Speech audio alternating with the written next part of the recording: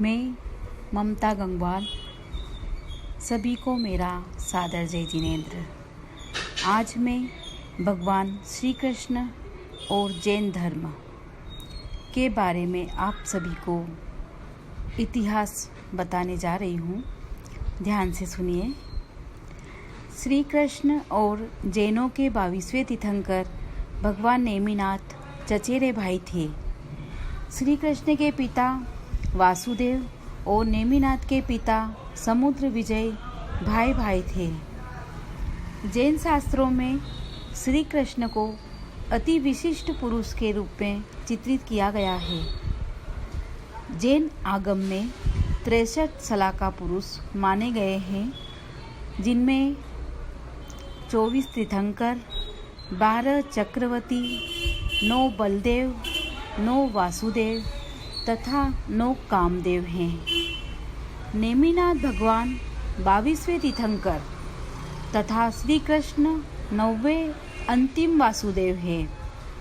शलाका पुरुष अत्यंत तेजस्वी, वर्चस्वी, कांतिमय, अल्पभाषी, प्रियभाषी, सत्यभाषी, सर्वांग सुंदर, ओजस्वी, प्रियदर्शी, गंभीर, अपराजय आदि गुणों से संपन्न होते हैं। जैन पुराणों के अनुसार श्री कृष्ण भावी तीर्थंकर होंगे। नेमिनाथ वैराग्य प्रकृति के थे। श्री कृष्ण के प्रयास से ही नेमिनाथ का विवाह जूनागढ़ के राजा उग्रसेन की पुत्री राजुल से तय हुआ था, किंतु जब बारात नगर सीमा पर पहुंची तो बाड़े में बंद पशुओं की चित्कार सुनकर नेमिनाथ सिहर उठे। पूछने पर उन्हें पता चला कि बारात के भोज के लिए ये पशु बंधे हैं। पशुओं को शायद अपने वध का एहसास हो गया है, इसीलिए चित्कार कर रहे हैं। यह जानकर नेमिनाथ को वैराग्य हो गया।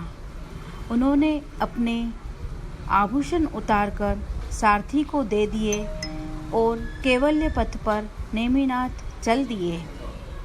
श्री कृष्ण भी उन्हें समझाने में सफल नहीं हो सके।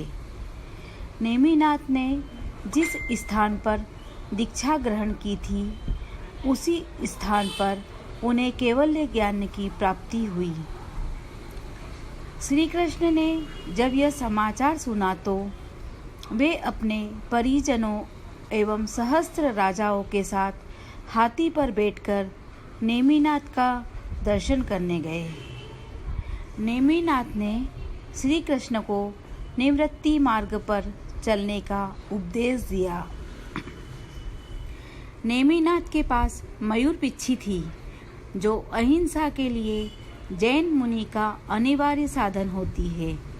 उस पिच्छी से नेमिनाथ ने श्री कृष्ण को जो आशीर्वाद दिया, वह श्री कृष्ण को इतना प्रिय लगा कि उन्होंने मुकुट में मोर पंख धारण करना शुरू कर दिया। श्री कृष्ण नेमिनाथ को आराध्य के रूप में स्वीकारते हैं। गीता में हिंसात्मक यज्ञ आदि का निषेध है तथा समन्वय की प्रधानता है। इधर अहिंसा जैन धर्म का सबसे बड़ा सिद्धांत है। नेमिनाथ और श्री कृष्ण के विचार बहुत कुछ मिलते जुलते हैं।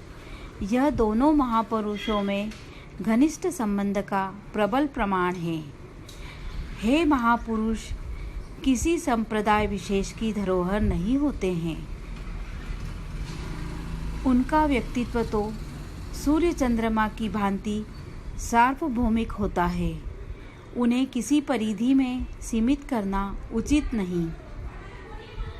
आज के दिन जन्माष्टमी के दिन भगवान श्री कृष्ण नारायण का जन्म हुआ था।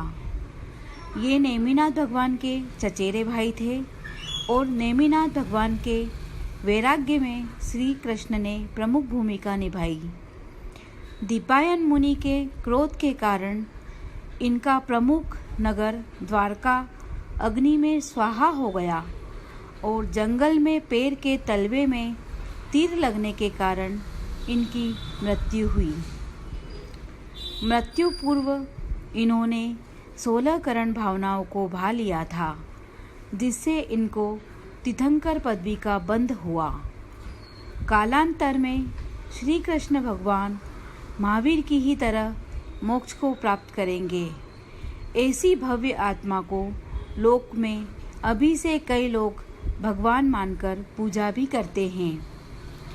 नेमिनाथ भगवान एवं श्री कृष्ण भगवान के काल में जन्मे कुछ महापुरुष जो इतिहास में काफ़ी प्रसिद्ध हुए, उनकी वर्तमान स्थिति: नेमिनाथ भगवान मोक्ष गए, युधिष्ठिर मोक्ष गए, भीम मोक्ष, अर्जुन मोक्ष, बलराम स्वर्ग, प्रद्युम्न मोक्ष, नकुल स्वर्ग, सहदेव स्वर्ग में हैं। आप सभी को मेरा जय जिनेंद्र।